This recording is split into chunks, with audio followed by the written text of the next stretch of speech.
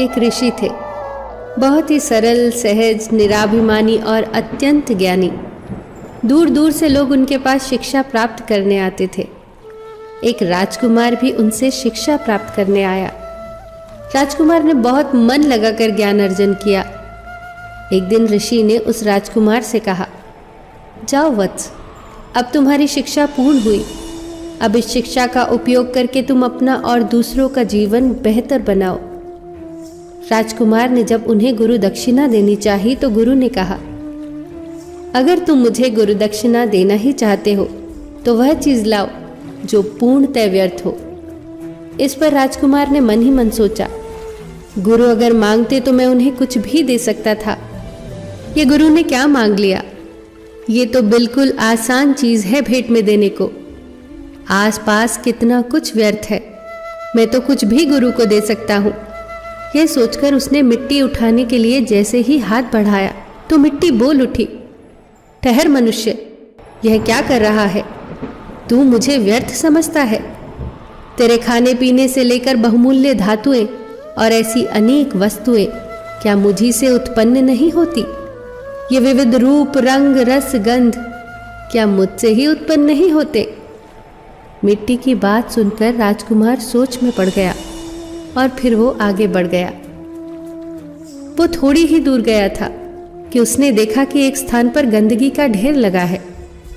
राजकुमार को लगा, इससे व्यर्थ तो कुछ और हो ही नहीं सकता, और ये सोचकर राजकुमार ने जैसे ही उसे उठाने के लिए अपना हाथ बढ़ाया तो उसमें से आवाज आई, रुको मानव, तुम मुझे व्यर्थ समझने की भूल भला कैसे कर सकते हो? क्या तुम भूल गए कि धरती को पोषित करने वाली खाद मुझी से बनती है? तुम्हारी फसलों को प्राण और पोषण मुझी से मिलता है।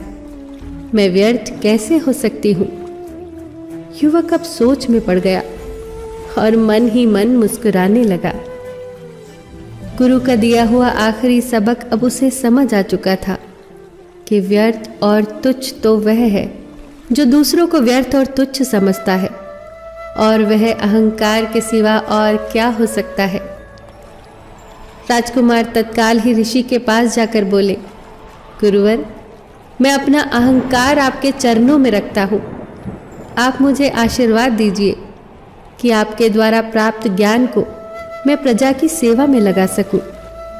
गुरु बहुत प्रसन्न हुए क्योंकि उनके शिष्य की शिक्षा अब सही मायनों में सार्थक हो चुकी थी।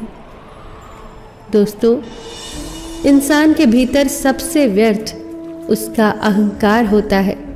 अहंकार जितना बढ़ता जाता है, मनुष्य के गुण उतने ही नष्ट होते जाते हैं। अहंकार के बढ़ने से मिलता कुछ भी नहीं, सिर्फ खोता है। क्या खूब कहा है किसी ने, अहंकार में तीन गए, धन, वैभव और वंश। ना मानो तो देख लो रावण, कौरव, कंस। फिर मिलेंगे दोस्तों अगली वीडियो के साथ। तब तक के लिए अपना ख्याल रखना और हमेशा मुस्कुराते रहना।